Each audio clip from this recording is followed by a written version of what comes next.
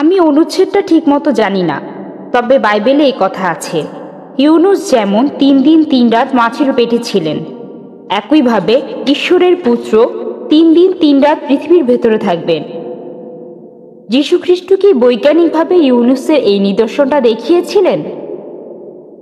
আপনি যে অনুচ্ছেদের কথা বলেছেন সেটা গসপেল অফ ম্যাথিউ 12 নম্বর অধ্যায়ের 38 থেকে 40 নম্বর অনুচ্ছেদ। যখন ইহুদিরা যিশুর কাছে গিয়ে বলল, আমাদের নিদর্শন দেখান, অলৌকিক কিছু করে দেখান, তখন যীশু খ্রিস্ট বললেন যে, তোমরা অসৎ আর ব্যভিচারী জাতি, শুধু নিদর্শন খুঁজে বেড়াও, তোমাদের কোনো নিদর্শন দেখানো হবে না, শুধু ইউনুসের নিদর্শন বাদে। যেভাবে নবী ইউনুস 3 দিন এবং 3 রাত তিমি মাছের পেটের মধ্যে ছিলেন, সেই একইভাবে ঈশ্বরের পুত্র 3 দিন এবং 3 রাত পৃথিবীর বুকের মধ্যে থাকবেন। ইউনুসের নিদর্শন, নবী ইউনুসের উদাহরণ দিয়ে যিশু এক কথায় সব বুঝিয়ে দিয়েছেন। আর যদি ইউনুসের নিদর্শনটা পড়েন, বুক অব জোনা মাত্র 2 পৃষ্ঠার অধ্যায়, এটা বেশিরভাগ লোকই জানেন। যদি ভালো করে দেখেন, ইউনুস 3 দিন 3 রাত ছিলেন, কিন্তু যীশু খ্রিস্ট কতদিন ছিলেন এটা গসপেল থেকে জানতে পারি। তাকে ক্রুশবিদ্ধ করা হয়েছিল, ধারণা করা হয়, সন্ধ্যা হওয়ার পর তাকে ক্রুশ থেকে নামিয়ে একটা সমাধারে রাখা হয়। তারপর রবিবার যখন পাথরটা সরানো হলো, সমাধারটা তখন একেবারে খালি। তাহলে যীশুখ্রিস্ট সেই সমাধিতে ছিলেন শুক্রবার রাতে। তিনি সমাধিতে ছিলেন শুক্রবার রাত। শনিবার সকালে তিনি সমাধিতে ছিলেন একদিন 1 রাত। তারপর শনিবার রাতেও সেখানে ছিলেন, অর্থাৎ 2 রাত 1 দিন, 2 রাত আর রবিবার সকালে সমাধি খালি। তাহলে যীশুখ্রিস্ট সেই সমাধিতে ছিলেন 2 রাত আর 1 দিন, 3 রাত 3 দিন নয়। ডক্টর ক্যাম্বেল তার বইয়ে উত্তর দিয়েছেন যে দিনের একটা ছোট অংশ, সেটাকেও অনেকে 1 দিন বলে। যদি আমার কাছে কোনো রোগী আসে যে অসুস্থ ছিল শনিবার রাতে আর সোমবার সকালে, তাকে জিজ্ঞেস করলাম আপনি কতদিন অসুস্থ ছিলেন, সে বলবে 3 দিন। ঠিক আছে, মানলাম, একমত হয়ে মানলাম, আমি খুবই উদার। বললেন দিনের একটা অংশ মানে পুরো দিন, মানলাম। তাহলে শনিবার দিনের একটা অংশ পুরো দিন, রবিবার দিনের একটা অংশ পুরো দিন, মানলাম, ভালো। সোমবার দিনের একটা অংশ পুরো 1 দিন, কোনো সমস্যা নেই। যদি রোগী বলে 3 দিন, আপত্তি করব না, কিন্তু কোন রোগী কখনোই বলবে না 3 দিন আর 3 রাত। আমি চ্যালেঞ্জ করলাম। আমি আলহামদুলিল্লাহ আমি অনেক রোগী দেখেছি, এখন পর্যন্ত কোনো রোগী দেখিনি, খ্রিস্টান মিশনারিও দেখিনি যে আমাকে এভাবে বলবে। ধরলাম সে গতকালের আগের রাত থেকে অসুস্থ, আর সে বলছে 3 দিন এবং 3 রাত। যীশুখ্রিস্ট শুধু 3 দিনের কথা বলেননি, যীশুখ্রিস্ট এখানে বলেছিলেন 3 দিন এবং 3 রাত। তাহলে এটা একটা গাণিতিক ভুল। বৈজ্ঞানিকভাবে যীশুখ্রিস্ট এই কাজটা করে দেখাননি। আর এছাড়াও যিশু বলেছিলেন ইউনুস যেভাবে ছিলেন ঈশ্বরের পুত্র সেভাবেই থাকবেন। ইউনুস কিভাবে ছিলেন? ইউনুস তিমি মাছের পেটে ছিলেন। কিভাবে? সেই মাছের পেটে। জীবিত না মৃত? জীবিত। যখন তাকে তীরে ফেলে দেওয়া হয় তখন জীবিত। সেই তিমি মাছের পেটে যখন সমুদ্রের মধ্যে ঘুরছিলেন, জীবিত না মৃত? জীবিত। সৃষ্টিকর্তার কাছে প্রার্থনা করলেন, জীবিত না মৃত? জীবিত। মাছটা তাকে সমুদ্রের তীরে ফেলে দিল, জীবিত না মৃত? জীবিত, জীবিত, জীবিত, জীবিত। যখন কোনো খ্রিস্টানকে জিজ্ঞেস করি সেই সমাধিকক্ষের ভেতরে যীশু খ্রিস্ট কিভাবে ছিলেন সেই সমাধারে, জীবিত না মৃত, তারা বলবেন মৃত। জীবিত? আলহামদুলিল্লাহ। আপনি কি খ্রিস্টান? যদি তিনি জীবিত থাকেন আলহামদুলিল্লাহ, তাকে ক্রুসিফাই করা হয়নি। যদি তিনি মৃত হন তাহলে নিদর্শন দেখাননি। আমার ভিডিও ক্যাসেট দেখতে পারেন, ওয়াজ Jesus Christ peace be upon him really crucified. আমি প্রমাণ করেছি যীশু খ্রিস্টকে ক্রুসিফাই করা হয়নি। পবিত্র কোরআনে সূরা নিসার 157 নম্বর আয়াতে উল্লেখ করা হয়েছে, ওয়ামা কাতালু ওয়ামা সালাবুহু, তারা তাকে হত্যা করেনি, ক্রুশবিদ্ধ করে মারেনি, কিন্তু তাদের এমন মতিভ্রম হয়েছিল। ধন্যবাদ। ডক্টর ক্যাম্বেল শয়তানের সাথে যিশু কথাবার্তা নিয়ে অনুচ্ছেদটা বলেছিলেন। শয়তান তাকে নিয়ে গেল, যীশু খ্রিস্টকে নিয়ে গেল খুব উঁচু একটা পাহাড়ের চূড়ায়, আর যিশুকে পৃথিবীর সবগুলো রাজ্যে এবং সেগুলোর সৌন্দর্য দেখালো। গসপেল অফ লুক 4 নম্বর অধ্যায়ের 5 নম্বর অনুচ্ছেদে শয়তান তাকে নিয়ে গেল উঁচু পাহাড়ে আর পৃথিবীর সবগুলো রাজ্যের প্রতাপ দেখালো। এখন যদি পৃথিবীর সবচেয়ে উঁচু পাহাড়ে ওঠেন, পৃথিবীর সবচেয়ে উঁচু পর্বত শৃঙ্গ মাউন্ট এভারেস্ট, আর ধরেন আপনার চোখের দৃষ্টি খুবই প্রখর এবং আপনি সেখান থেকে 1000 মাইল দূরে দেখতে পান, তারপরেও আপনি পৃথিবীর সবগুলো রাজত্ব কোনোভাবেই দেখতে পাবেন না, কারণ আমরা জানি যে আমাদের পৃথিবী গোলাকার। আর আপনি সে রাজ্যগুলো দেখবেন না যেগুলো পৃথিবীর অন্য প্রান্তে রয়েছে। শুধুমাত্র তখনই দেখতে পারতেন যদি পৃথিবী সমতল হতো। পবিত্র বাইবেলে এমন বিবরণ দেওয়া আছে যে পৃথিবী সমতল। আবারও একই কথা আছে বাইবেলে, বুক অফ ড্যানিয়েল 4 নম্বর অধ্যায়ের 10-11 অনুচ্ছেদে বলা আছে, একটা গাছ লম্বা হয়ে আকাশে পৌঁছে গেল, আর গাছটা যখন আকাশের সীমা ছাড়িয়ে গেল, গাছটা তো বড় হলো যে পৃথিবীর প্রত্যেক প্রান্তের মানুষই গাছটা তখন দেখতে পেত। এটা তখনই সম্ভব হতো যদি পৃথিবী সমতল হতো। গাছটা অনেক লম্বা ছিল, আর পৃথিবী সমতল হলে এটা সম্ভব হতো। আজকে আমরা সবাই জানি যে পৃথিবী আসলে বর্তুলাকার, আর আপনি কোনোভাবেই গাছটা দেখতে পাবেন না, সেটা যত লম্বাই হোক না কেন, যদি আপনি বর্তুলাকার এই পৃথিবীর উল্টো পাশে থাকেন। এরপর বাইবেলে আরো উল্লেখ আছে, ফার্স্ট ক্রনিকলস 16 নম্বর অধ্যায়ের 30 অনুচ্ছেদে, যে পৃথিবী গতিশীল নয়। একই কথা আছে বুক অফ শামস 93 নম্বর অধ্যায়ের 1 অনুচ্ছেদে, যে সর্বশক্তিমান ঈশ্বর পৃথিবীকে থামিয়ে দিয়েছেন, যার অর্থ পৃথিবী গতিশীল নয়। আর নতুন ইন্টারন্যাশনাল ভার্সনে রয়েছে, ঈশ্বর হস্তক্ষেপ করেছেন আর পৃথিবীকে থামিয়ে দিয়েছেন, যাতে করে 1 মিনিট পৃথিবী 1 মিনিট বাকি নাকি চুপ থাকতে বলছেন?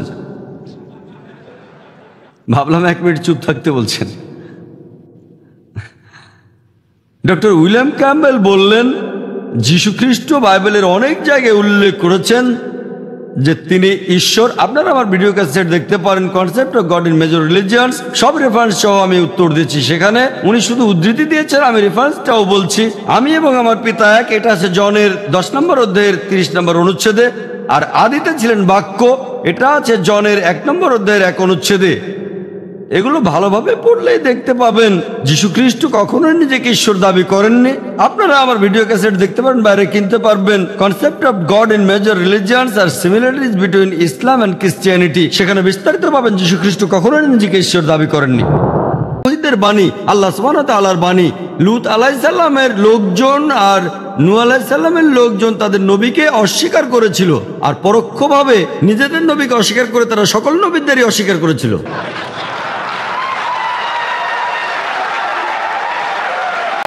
সৌন্দর্যটা দেখেন, ভাষার অলঙ্কার দেখেন, আলহামদুলিল্লাহ।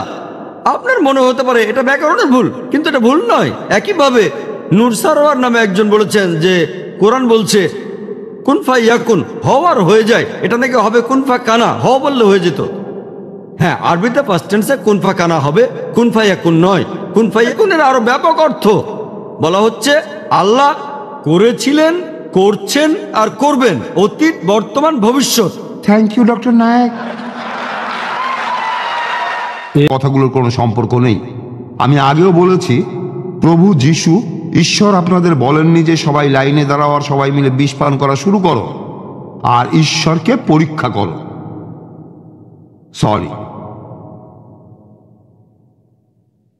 আমরা এভাবে ঈশ্বরকে পরীক্ষায় ফেলবো না। বাইবেলে বলা হয়েছে এমন ঘটনা যে কোনো সময় ঘটতেই পারে। এর উদাহরণ হতে পারে পল যখন তার জাহাজটা ডুবে গেল আর উনি ডুবে যেতে যেতে অনেক কষ্টে উপরে উঠে আসলেন, দেখলেন যে উনি ভুল জায়গায় এসেছেন। তারপর আগুনের মধ্যে কাঠ দিচ্ছিলেন, একটা সাপ তাকে কামড়ালো, তার কিছুই হলো না, কিন্তু তিনি ঈশ্বরকে পরীক্ষা করছিলেন না, আগুনের মধ্যে কাঠ দিচ্ছিলেন। এটা প্রাসঙ্গিক না। কোনো মন্তব্য করবেন না প্লিজ। এর পরের প্রশ্ন ডক্টর জাকিরের কাছে পেছন থেকে। এক্সকিউজ মি, হ্যাঁ ভাই, 1 মিনিট স্যার। আমি এখানে পৃথিবী যে গোল সেটা সম্পর্কে বলবো। বুক অফ আইজায়া 40 অধ্যায়ের 22 অনুচ্ছেদে বলা হয়েছে ঈশ্বর তার গোলাকার পৃথিবীর উপর বসে আছেন। ডক্টর জাকির উদ্দেশ্যে, ডক্টর জাকির, আপনি বললেন যে কোরআন শরীফে নাকি কোথাও কোনো ভুল নেই, কিন্তু আমি 20টারও বেশি ভুল দেখতে পাচ্ছি, সেটা আরবি ব্যাকরণে। এখানে তার কয়েকটা আমি আপনাকে বলছি। ইন্নাল্লাযীনা আমানু ওয়াল্লাযীনা হাদু ওয়াস-সাবিউন, এটা আছে সূরা বাকারায় আর সূরা হাজে। ইন্নাল্লাযীনা আমানু ওয়াল্লাযীনা হাদু ওয়াস-সাবিঈন, এখানে কোনটা ঠিক, সাবিঈন নাকি সাবিউন? এটা 1 নাম্বার। আর 2 নাম্বার হলো কোরআনে আছে। ভাই একবারে একটা প্রশ্ন করেন। হ্যাঁ, কিন্তু এছাড়াও আরো আছে। সূরা তাহার 63 নম্বর আয়াতে আছে ইন্না হাযানি লাসাহিরান। ভুল। ইন্না হাযাইনি লাসাহিরান, এটার কি ব্যাখ্যা দেবেন? এছাড়াও আমি আরো অনেক ভুলের কথা জানি। ভাই এক্সকিউজ মি, আমরা শুধু একটা প্রশ্ন নিতে পারবো, দ্বিতীয় প্রশ্নটা গ্রহণ করতে পারছি না, কারণ এখানে অনেক প্রশ্নের উত্তর দিতে হবে। ঠিক আছে ভাই, আপনি খুব সুন্দর একটা প্রশ্ন করেছেন। আমি আরেকটু সহযোগিতা করতে চাই যে হ্যাঁ, আপনি সবগুলো ব্যাকরণগত ভুলের কথাই বলতে পারেন। আর আপনার হাতের বইটা লিখেছেন আব্দুল ফাদি। আব্দুল ফাদি, ঠিক? ইজ দ্য কোরআন ইনফ্যালিয়েবল? আর আমিও দেখতে পাচ্ছি, হ্যাঁ আলহামদুলিল্লাহ, ভালো দেখতে পাই।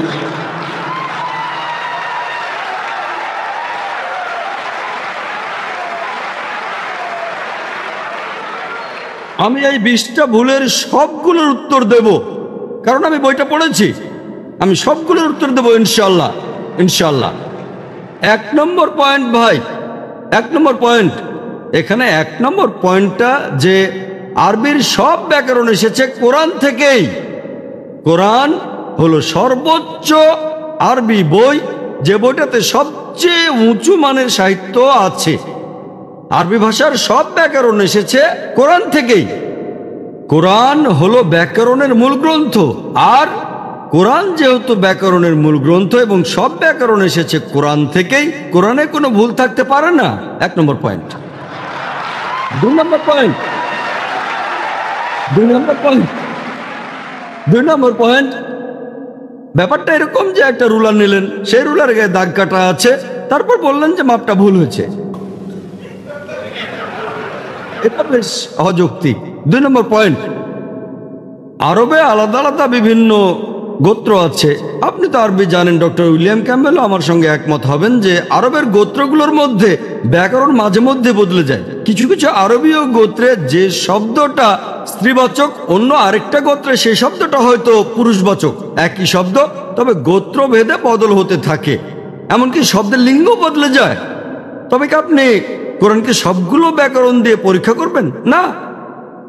আর এছাড়াও কোরআনের ভাষা এত উঁচু মানের যে এর কাছাকাছি কোনো সাহিত্য নেই।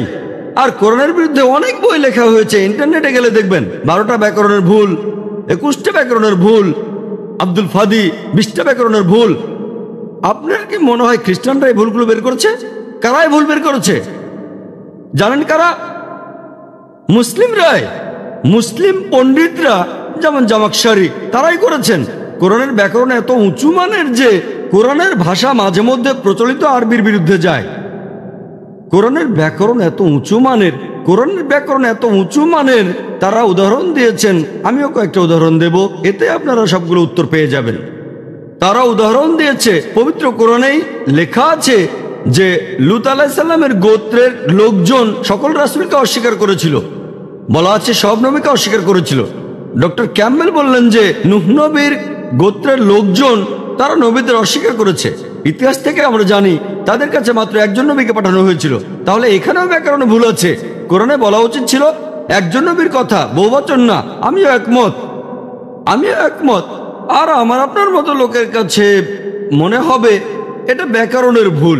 কিন্তু যদি আপনারা আরবদের লেখা বইগুলো পড়ে থাকেন, কোরআনের আসল সৌন্দর্য কি? সৌন্দর্যটা হলো কোরআনে কেন একজন নবীর কথা না বলে নবীদের কথা বলা হয়েছে। কেন জানেন? কারণটা আমরা জানি, সকল নবীগণের হেদায়েতের বাণী মূলত একটাই, যে ঈশ্বর একজনই। তাও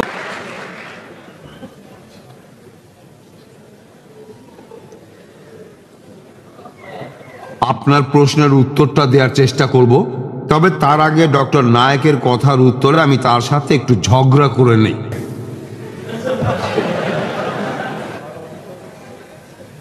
বাইবেলে বলা আছে পরের দিন যীশু খ্রিস্টকে ক্রুশবিদ্ধ করার পরের দিন প্রধান পুরোহিত দেখা করলো পাইলেটের সাথে, আর বলল যে আমাদের মনে আছে সে যখন বেঁচে ছিল তখন সে বলেছিল 3 দিন পর আমি আবার ফিরে আসব। সেজন্য তারা 3য় দিন পর্যন্ত এখানে পাহারা বসান। এখানে তারা দিন আর রাত বলতে একই কথা বুঝিয়েছে। আমি এখানে যতটুকু বুঝতে পারি, বাইবেলে যেটা বলা আছে সেটা 3য় দিনের কথা। 3য় দিনের পর দেখা গেল যিশু সেই সমাধিতে আর নেই। আর তারপর যেটা হলো যীশু খ্রিস্টের পুনরুত্থান। এখানে আরো একটা কথা, যিশুকে যখন গ্রেপ্তার করা হলো বৃহস্পতিবার রাতে, প্লিজ চুপ করে থাকেন, উত্তর দেওয়ার সময় দয়া করে কোনো কথা বলবেন না। বৃহস্পতিবার মানে যেদিন যীশুখ্রিস্ট গ্রেপ্তার হলেন, তিনি বললেন, আমার সময় খুব কাছে চলে এসেছে। এই সময় থেকে গুনলে 3 দিন আর 3 রাতই হয়। এখন আমি পবিত্র বাইবেলের এই কথাগুলো সম্পর্কে বলি। আমার বিশ্বাস বাইবেল লিখেছেন ঈশ্বর নিজেই। বিশ্বাস করি এটা মহান ঈশ্বরের বাণী। তাই আমি এখানে ঈশ্বরের বাইবেল নিয়ে কোনো ব্যাখ্যা যাব না, কারণ ঈশ্বর নিজেই পবিত্র বাইবেলের শব্দগুলো বসিয়েছেন। আচ্ছা, জাকির নায়েকের কাছে। আসসালামু আলাইকুম। আমার নাম আসলাম রব। আমি একজন ছাত্র এবং জীববিজ্ঞান নিয়ে পড়াশোনা করছি। আমাদের টিচার এখন ক্লাসে বিবর্তন সম্পর্কে পড়াচ্ছেন, আর আমি ভাবছিলাম ইসলাম ধর্মে বিবর্তন সম্পর্কে কি বলা হয়েছে। আপনি যদি এ ব্যাপারে সংক্ষেপে কিছু বলতেন যে ইসলাম ধর্ম বিবর্তন ও সৃষ্টি সম্পর্কে কি বলেছে। ভাই একটা প্রশ্ন করেছে, তবে তার আগে আমি ডক্টর উইলিয়াম ক্যাম্বেলের কিছু কথার উত্তর দিতে চাই। পবিত্র কোরআনে কোথাও আলেকজান্ডারের নাম উল্লেখ নেই, বলা আছে জুলকার নাইন, আলেকজান্ডার না। যদি লেখক এই ভুল করে থাকেন তাহলে সেই দায়ভারটা হচ্ছে লেখকের। এখানে মানুষ ভুল করেছে, ঈশ্বর কোনো ভুল করেননি। আর ডক্টর ক্যাম্বেল বলেছেন যে বাইবেলের আয়ায় আছে পৃথিবী গোলাকার, কোনো সমস্যা নেই। এটা গোলাকার, বর্তুলাকার নয়। এক জায়গায় বাইবেল বলছে সমতল, আরেক জায়গায় বলছে গোলাকার। যদি দুটো অনুচ্ছেদই মেনে নেন তাহলে সেটা দেখতে ডিস্কের মতো। দেখেন, এটা কি পৃথিবীর মতো দেখতে? এটা গোলাকার আবার সমতল, এটা পৃথিবীর আকার নয়।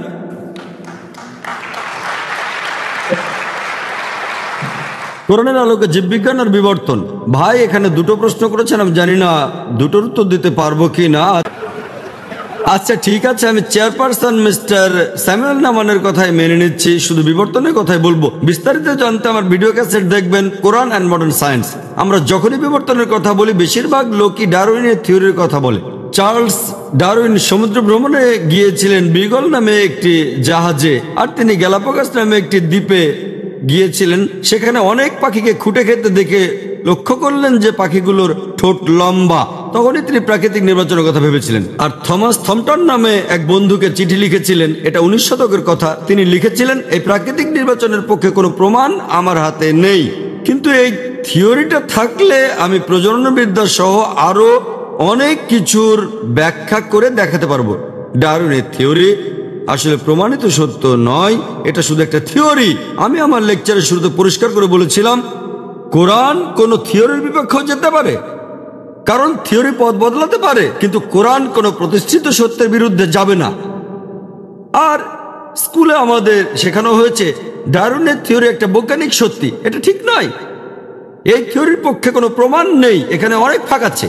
আর কেউ কেউ বন্ধু বা সহকর্মীদের সাথে ঠাট্টা করে একথাও বলে যে তুমি যদি ডারউইনের সময় পৃথিবীতে থাকতে তাহলে ডারউইনের থিওরিটা প্রমাণ হয়ে যেত।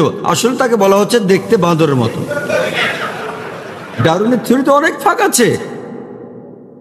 আর আমি মানুষের পূর্বপুরুষদের কথা জানি, হোমিনিড, তারপর লুসি, অস্ট্রালোপিথেকাস, তারপরে হোমো ইরেক্টাস, নিয়ান্ডারথাল ম্যান, ক্রো ম্যাগনান। আরও জানতে আমার ভিডিও ক্যাসেট দেখতে পারেন। মলিকিউলার বায়োলজিতে ফ্রান্সিস ক্রেগের কথা অনুযায়ী এটা একেবারে অসম্ভব যে পৃথিবীতে মানুষ বাঁদর থেকে এসেছে। ডিএনএ কোডিং বলে অসম্ভব। আমার ভিডিও ক্যাসেট দেখতে পারেন, সেখানে বিস্তারিত আছে। কিছু ব্যাপারে আমার কোনো আপত্তি নেই। জীববিজ্ঞানের ব্যাপারে পবিত্র কোরআনে সূরা আম্বিয়া 30 নম্বর আয়াতে উল্লেখ করা হয়েছে যে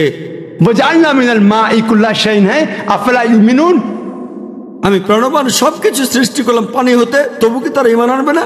আজকে আমরা জানি যে পৃথিবীর সব প্রাণীর প্রাথমিক উপাদানে কোষের মধ্যে সাইটোপ্লাজম আছে, এর 90%ই হলো পানি। পৃথিবীর সব ধরনের প্রাণীর শরীরে আনুমানিক 50 থেকে 90%ই হচ্ছে পানি। চিন্তা করেন, আরবের সেই মরুভূমিতে কে ভাবতে পারতো যে সব প্রাণী পানি দিয়ে তৈরি? কোরআনে কথা বলেছে 1400 বছর আগে। ধন্যবাদ ডক্টর নায়েক। ধন্যবাদ ধন্যবাদ ধন্যবাদ ডক্টর নায়েক।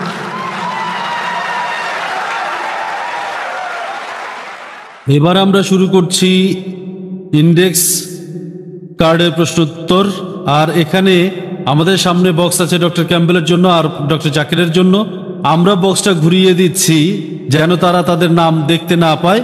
বক্তারা প্রশ্ন তুলবেন, বক্সের দিকে না তাকিয়ে তারপর তারা যে প্রশ্ন বেছে নেবেন সেটার উত্তর দেবেন। প্রথম প্রশ্ন ডক্টর উইলিয়াম ক্যাম্বেলের জন্য, তারপর প্রশ্ন জাকির নায়েকের জন্য। আমি প্রশ্নটা পড়েছি, তবে তার আগে বলে নেই যে পৃথিবীর সবকিছুই পানি দিয়ে তৈরি। এটা তো অবশ্যই হবে। আপনি একটা ছাড় পোকা চ্যাপ্টা করে ফেলেন, দেখবেন পানি। প্রত্যেকটা জীবজন্তুই পানি দিয়ে তৈরি, আমরা সবাই জানি, এটা অলৌকিক কিছু নয়। আচ্ছা ডক্টর ক্যাম্বেল, আপনি যদি জেনেসিসে বিশ্বজগৎ সৃষ্টির সমস্যাটি সমাধান করতে না পারেন, তাহলে আপনার কি মনে হয় না এতেই প্রমাণ হয় যে বাইবেলের কথাগুলো অবৈজ্ঞানিক আর ঈশ্বরের কাছ থেকে আসেনি? আমি মানছি সমস্যাটি সমাধান করতে পারবো না, তবে আমি ভবিষ্যৎবাণীগুলো সত্যি হতে দেখেছি। সেটা আমার কাছে অনেক বেশি ইম্পর্টেন্ট। আর যিশুই হলেন ভিত্তিপ্রস্তর। আর তার কথা, যীশুখ্রিস্টের কথা আগের অনেক নবী রাসূল বলে গিয়েছেন। আগের নবী রাসূলরা যীশুখ্রিস্টের কথা ভবিষ্যৎবাণী করেছিলেন, আর ঈশ্বর সেই ভবিষ্যৎবাণীগুলো সত্যি করেছেন। আমি জানি আপনি আপনার উত্তরটা পাননি, তবে আমি যিশুকে বিশ্বাস করি আমার রক্ষাকর্তা হিসাবে। ওকে, ধন্যবাদ ডক্টর নায়েক। মূল রচনা আর অনুবাদ দুটো আলাদা ভাষা, অর্থও দুই রকম হতে পারে। বাইবেলের ইংরেজিটা কি মূল রচনা নাকি অনুবাদ, এটা কি বৈজ্ঞানিকভাবে প্রমাণ করা যায় যে মূল রচনা আর অনুবাদ এক? ঈসা আলাইসাল্লাম আর মুসা আলাইসাল্লামকে কি আল্লাহ তাআলা আসমানি কিতাব ইংরেজিতে পাঠিয়েছিলেন? এটা খুবই ভালো প্রশ্ন। মূল রচনা আর অনুবাদ একই জিনিস কি হতে পারে? না, মূল রচনা আর অনুবাদ হুবহু একরকম হবে না, কাছাকাছি আসতে পারে। আর অনুবাদ সম্পর্কে মাওলানা আব্দুল মাজিদ দারিয়াবাদী বলেছেন, পৃথিবীতে যে বইটা অনুবাদ করা সবচেয়ে কঠিন সেটা হলো কোরআন। কারণ কোরআন শরীফের ভাষা এত অলংকারপূর্ণ, এর ভাষা এত উঁচু মানের, এতই মহান। আর আরবি একটা শব্দের অনেকগুলো অর্থ আছে। এজন্য কোরআনের অনুবাদ করা সবচেয়ে কঠিন কাজ। এ দুটো হুবহু এক নয়। আর যদি অনুবাদটায় কোনো ভুল হয়ে থাকে, এটা করেছে একজন মানুষ, যে লোকটাই অনুবাদটা করেছে, এখানে ভুলটা তার, ঈশ্বরের কোনো ভুল নয়। আর বাইবেল কি ইংরেজিতে লেখা হয়েছিল? না, পবিত্র বাইবেল ইংরেজিতে লেখা হয়নি। অরিজিনাল ওল্ড টেস্টামেন্ট আছে হিব্রুতে, আর নিউ টেস্টামেন্ট গ্রিক ভাষায়। যদিও যীশুখ্রিস্ট কথা বলতেন হিব্রু ভাষায়, তবে নিউ টেস্টামেন্টের যে মূল বইটা আছে সেটা গ্রিক ভাষায়। অরিজিনাল হিব্রু ভাষায় এটা পাওয়া যায়নি। আপনারা কি জানেন? নিউ টেস্টামেন্টের হিব্রু অনুবাদটা করা হচ্ছে গ্রিক থেকে, আর ওল্ড টেস্টামেন্টের যে সংস্করণটা আপনারা হিব্রু ভাষায় দেখতে পান সেটা আসলে মূল রচনা নয়। তাহলে সমস্যাটা আরো বেড়ে গেল। আর এই জন্য বাইবেলে ভুল থাকতেই পারে। তবে কোরআনে আলহামদুলিল্লাহ মূল আরবিটাই এখনো আছে। মূল রচনাটা আলহামদুলিল্লাহ বৈজ্ঞানিকভাবে প্রমাণিত, এটাই মূল রচনা। এখন কথা হলো ঈসা আলাইসাল্লাম আর মুসা আলাইসাল্লামের উপর কোন আসমানি কিতাব নাজিল হয়েছিল। আর আমি কথা আগেও আমার লেকচারে বলেছি, আমরা বিশ্বাস করি, আর পবিত্র কোরআনে সূরা রদের 38 নম্বর আয়াতে উল্লেখ করা আছে যে আল্লাহ সুবহানাহু ওয়া তাআলা পৃথিবীতে অনেক আসমানি কিতাব পাঠিয়েছেন। এদের মধ্যে 4টা নাম বলা আছে, তাওরাত, জাবুর, ইনজিল আর কোরআন। তাওরাত হলো সেই ওহী যেটা নাজিল হয়েছিল মুসা আলাইহিস সালামের উপর। জাবুর হলো সেই আসমানি কিতাব যেটা নাজিল হয়েছিল দাউদ আলাইহিস সালামের উপর। ইনজিল হলো সেই আসমানি কিতাব যেটা নাজিল হয়েছিল যীশু খ্রিস্টের উপর। আর কোরআন হলো সর্বশেষ ও চূড়ান্ত আসমানি কিতাব, নাজিল হয়েছিল সর্বশেষ ও চূড়ান্ত নবী মুহাম্মদ সাল্লাল্লাহু আলাইহি ওয়াসাল্লামের উপর। আপনাকে অনেক আমরা ধন্যবাদ। বিশ্বাস করি বাইবেল আর যীশু খ্রিস্টের উপর নাজিল হওয়া ইনজিল একই বই নয়। Thank you sir. এবার ডক্টর ক্যাম্বেল।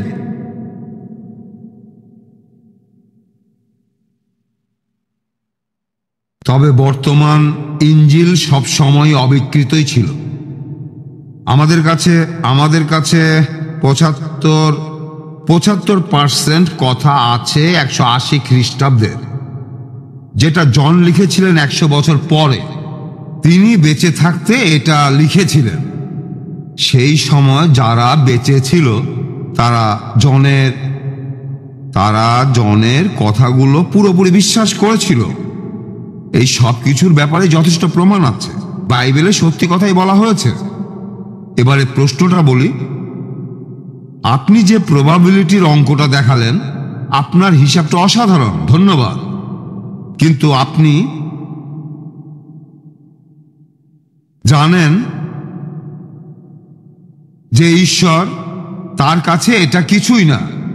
ঈশ্বর হলেন সর্বশক্তিমান, তিনি ইচ্ছে মতো বেছে নিতে পারেন। অবশ্যই সে ধনী বা গরিব হোক অথবা অন্য কিছু। তাহলে আপনার এই প্রবাবিলিটির দরকারটা কি? যিশু গরিব ছিলেন আর মনোনীত ছিলেন। তিনি বলেছেন যে ঈশ্বরের পুত্রের কারো সাহায্যের প্রয়োজন নেই। আমি ঠিক বুঝতে পারছি না, এই প্রশ্নের সাথে আমার হিসাবটার সম্পর্ক বুঝতে পারছি না। হিসাবটা ছিল কতজন মানুষ এই ভবিষ্যৎবাণীগুলো সত্যি করতে পারত। আমি ভেবেছিলাম আপনাদের বুঝতে সুবিধা হবে।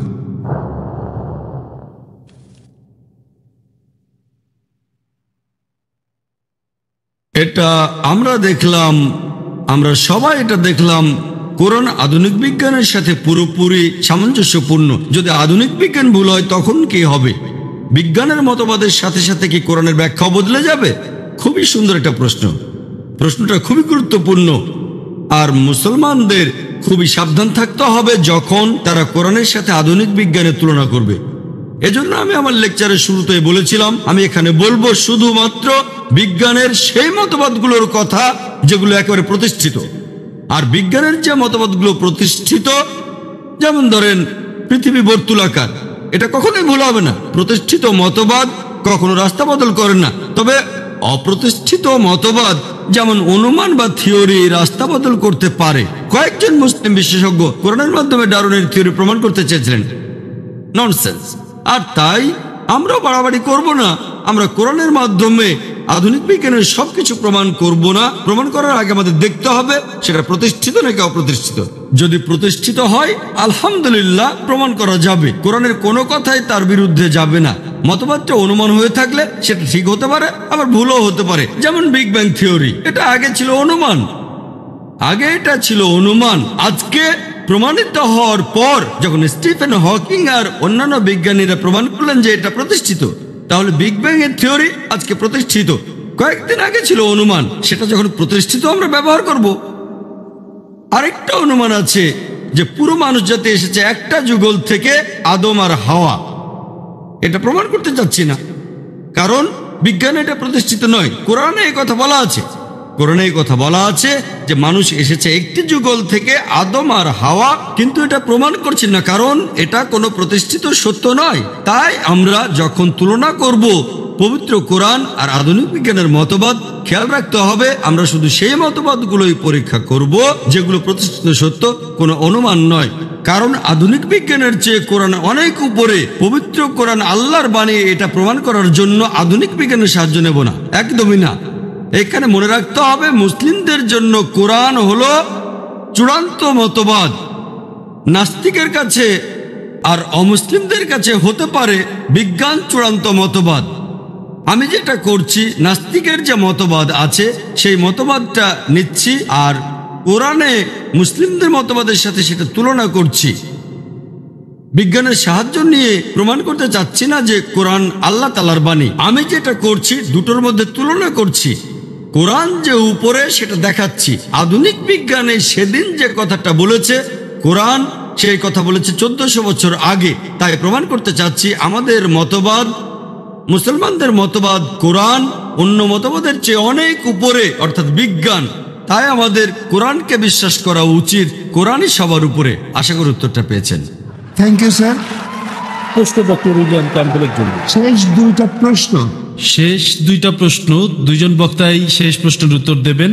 এবারে ডক্টর ক্যাম্পবেলের জন্য ইন্ডেক্স কার্ডের শেষ প্রশ্ন, এরপর ডক্টর জাকির নায়েক শেষ প্রশ্নের উত্তর দেবেন। দর্শকদের বলবো একটু শান্ত হয়ে বসুন আপনারা।